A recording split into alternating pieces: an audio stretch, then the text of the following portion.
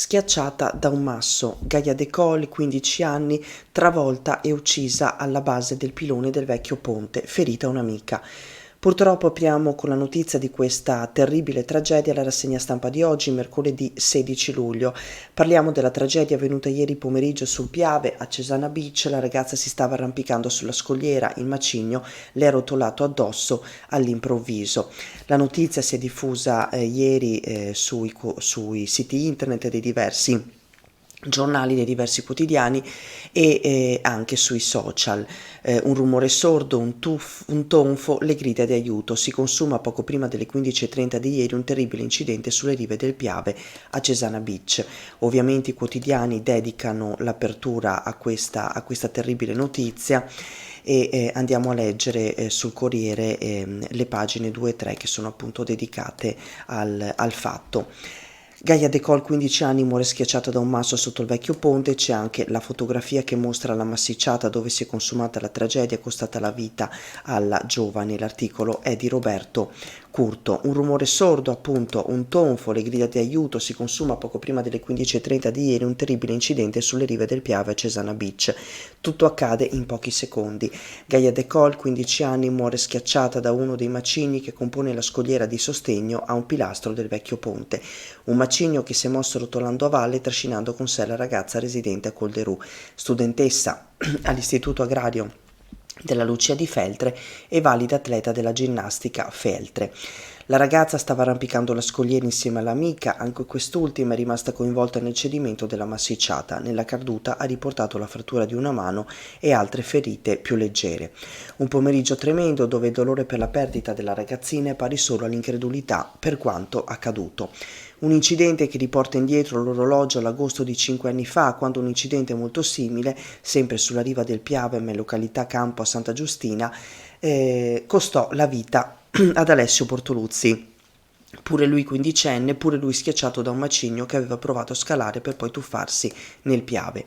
A Cesana Beach è un pomeriggio come tanti altri e c'è un buon numero di persone che sceglie le rive del Piave, come leggevamo prima. Succede tutto in poche frazioni di secondo. Perdonate la tosse, scusatemi. Gaia decise di arrampicarsi insieme all'amica su quei sassi che formano una sorta di sostegno a uno dei piloni del ponte. Improvvisamente uno dei macigni si muove e rotola verso l'acqua portandosi dietro le due ragazze. Le urla e le richieste di aiuto richiamano i bagnanti presenti in quel momento. Tutti accorrono sul luogo dell'incidente, ma poco possono fare se non chiamare il 118 e dare l'allarme. La macchina dei soccorsi si muove immediatamente, viene fatto decollare l'elicottero del SUEM, mentre un'ambulanza viene inviata dall'ospedale di Feltre. Partono immediatamente anche i vigili del fuoco di Feltre e appunto tutti raggiungono nel più breve tempo possibile l'area di Cesana Beach. I pompieri utilizzano i cuscinetti di sollevamento con i quali alzano i sassi, riuscendo così a liberare Gaia da quella morsa. Purtroppo è tardi, malgrado tutti i tentativi di rianimazione da parte dei soccorritori, per la quindicenne non c'è nulla da fare. Nel frattempo arriva Jessica, la 38enne, mamma della ragazza che si trovava alla Grimont dove lavora da un paio d'anni. La donna accusa un malore e viene portata all'ospedale di Feltre dove è attivato il supporto psicologico per i familiari. Tutta l'area viene recintata e messa sotto sequestro perché la procura ha intenzione di svolgere tutta una serie di accertamenti. Il rumore del sasso che rotola, poi le urla di disperazione, un bagnante non si capacita, da ragazzi tutti siamo saliti lassù. Quando ho sentito quel rumore di un sasso che rotolava e le urla per chiedere aiuto, ho capito che era successa una cosa grave. Sono diversi bagnanti che ieri hanno assistito impotenti ai tentativi di salvare Gaia Decol. Tra loro un feltrino che frequenta spesso Cesana Beach. Ero a centinaio di metri. Ero steso a prendere il sole e non ho visto l'accaduto, ma quel rumore del sasso che rotolava l'ho sentito bene, come le urla di disperazione subito dopo. E poi ci sono ovviamente altri ricordi della giovane, della ragazzina.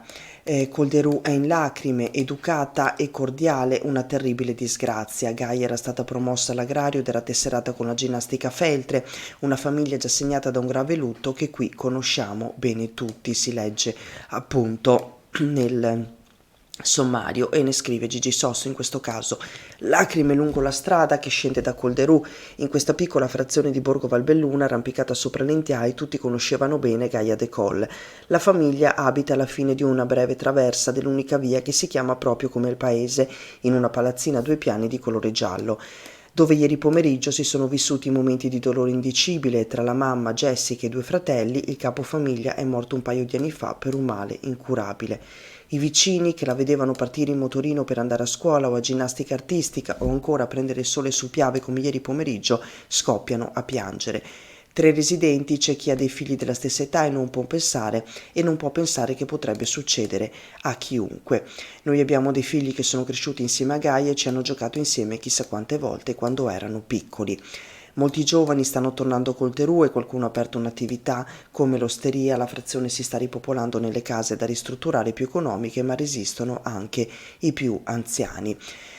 E appunto tutti ricordano la giovane Gaia e anche e tra tutti c'è sconforto, un terribile dispiacere. A Cesana Beach, qualche ora dopo la tragedia, ci sono ancora diverse pattuglie dei carabinieri che stanno mettendo sotto sequestro penale l'intera area con la fertuccia bicolore e gli avvisi firmati dal luogotenente della stazione di Mel, Giuseppe Raiano. Ci sono poi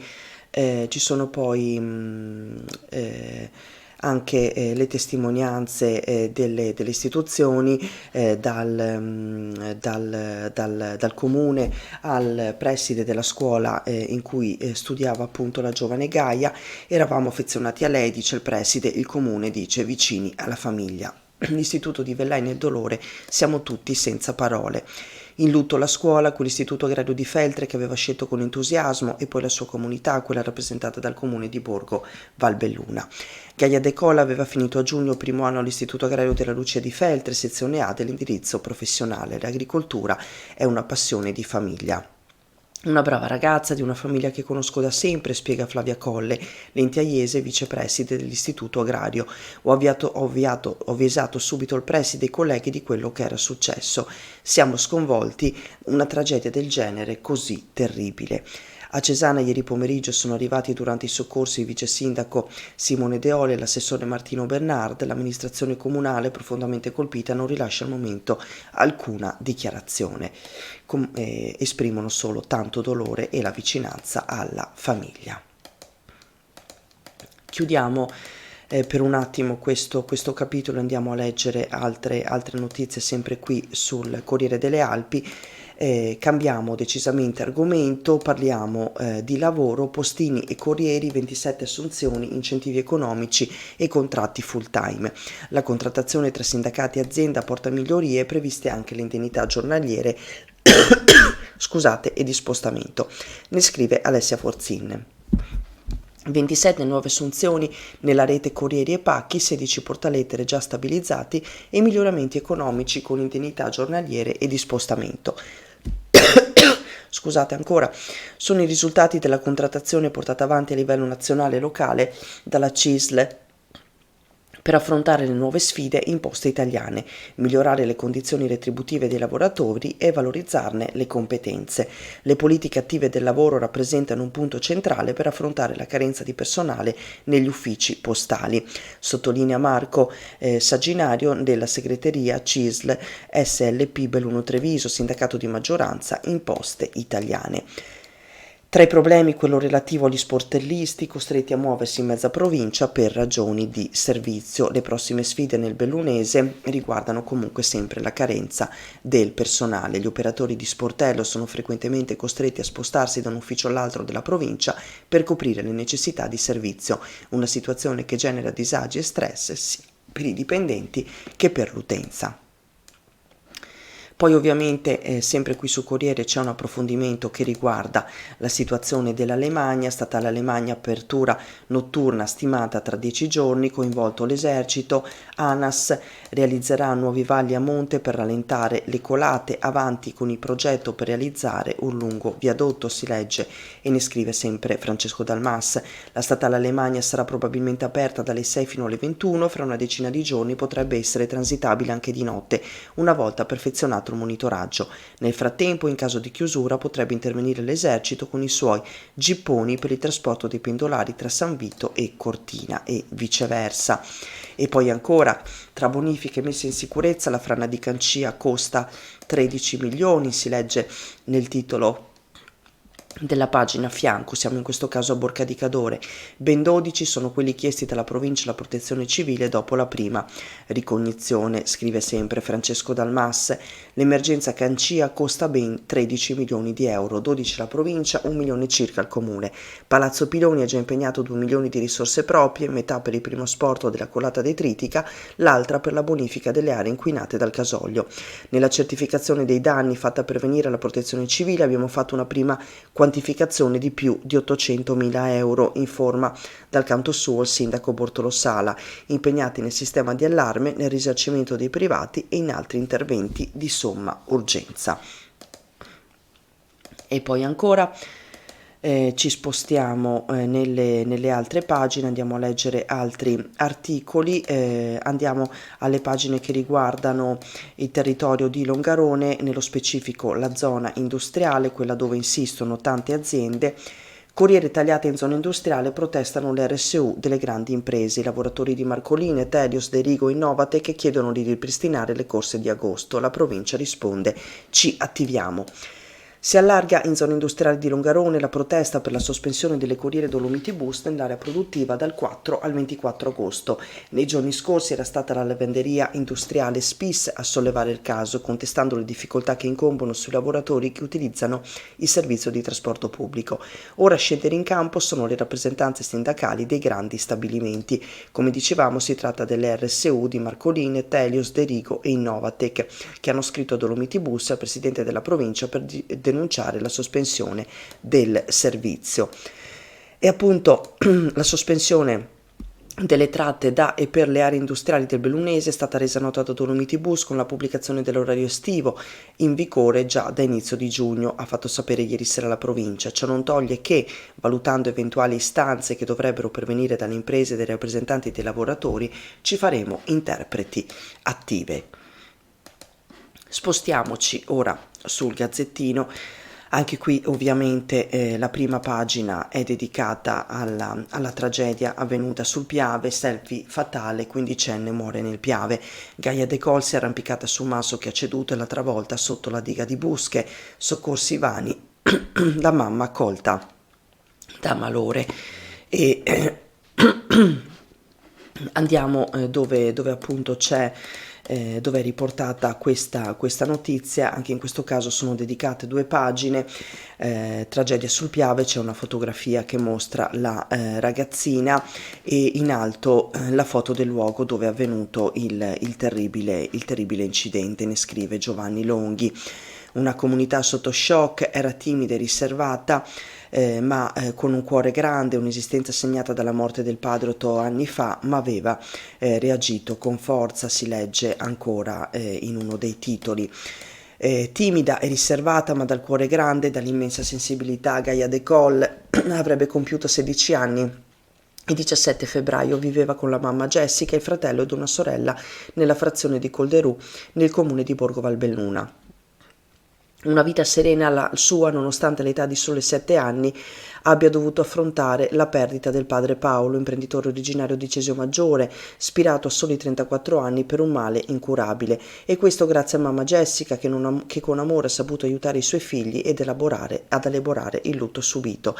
Mamma che ieri a Cesana Beach, dove la tragedia si è consumata, ha accusato un malore ed è stata portata all'ospedale Santa Maria del Prato di Feltre. Quindi veramente una famiglia già segnata, a cui si aggiunge quest'altra terribile davvero tragedia. Anche le condoglianze arrivino anche dalla redazione dell'Amico del Popolo a tutta la famiglia. Qui Lastroni assassini, nel 2020 stessa dinamica e morì Alessio Bortoluzzi, si legge in un altro articolo. Veniva ricordata la tragedia anche sul Corriere delle Alpi. In quel caso eravamo a Campo, nel territorio comunale di Santa Giustina, e solo qualche giorno fa la famiglia del ragazzo ha intentato una causa contro alcuni enti, tra cui la Regione del Veneto, per accertarne le responsabilità. Anche lì Alessio Bortoluzzi, 15 anni, era stato travolto da un masso sul Greto del Piave. In questo caso come dicevamo a Santa Giustina. Ci spostiamo ad Agordo, state restaurate ma troppo chiare, un'altra notizia, decisamente cambiamo argomento. Il brusco passaggio dal grigio del tempo al candore accecante delle opere di Villa de' Manzoni sta sollevando qualche critica. L'esperto: è una caratteristica della Dolomia, l'intervento iniziato qualche anno fa è perfetto e la sua fine è imminente, scrive Claudio Fontanive. Un virtuoso coordinamento pubblico-privato riporta a nuovo 16 preziose opere d'arte che risalgono al 1600. Succede ad Agordo, nella centralissima Piazza Libertà, e le statue sono quelle conosciute dagli agordini come i pop del Palazzo Crotta dei Manzoni. Non si tratta di un edificio comune, ma la villa veneta più settentrionale nell'antico territorio della Serenissima Repubblica di Venezia. Sono le statue che svettano su uno dei giardini del palazzo di proprietà di Luca de' Manzoni Matteucci, e presto, già forse ad agosto, si potranno ammirare nel loro splendore originale. Leggiamo un'ultima notizia e poi chiudiamo la rassegna. In questo caso siamo a Cortina d'Ampezzo, ragazzi a scuola di sport in montagna. Dall'anno scorso la Fondazione Cortina ha coinvolto ben 5.300 giovani anche in vista dei Giochi Olimpici e Paralimpici. Il presidente Longo: è un'iniziativa che va oltre i momenti agonistici, questo è un seme di futuro e cittadinanza attiva, e ne scrive Marco Di Bona. Sono 5.300 gli scolari e gli studenti provenienti da tutto il Veneto coinvolti negli incontri educativi di Fondazione Cortina. Ragazze e ragazzi sono stati portati a seguire i grandi eventi sportivi dello scorso inverno, ma hanno anche partecipato a occasioni di divertimento. Il lavoro non è finito, continuerà quest'estate nella prospettiva di proseguire nel prossimo anno scolastico. Per il secondo anno il progetto Scuole di Fondazione Cortina ha contribuito ad avvicinare i più giovani allo sport e ai suoi valori, e c'è una fotografia che mostra bambini in Ampezzo per partecipare alle iniziative organizzate dalla Fondazione Cortina presieduta da Stefano Longo. Con questa notizia andiamo anche a chiudere la rassegna stampa di oggi. Vi aspettiamo puntuali domattina. Intanto un buon mercoledì a tutti e grazie mille per l'ascolto. A prestissimo.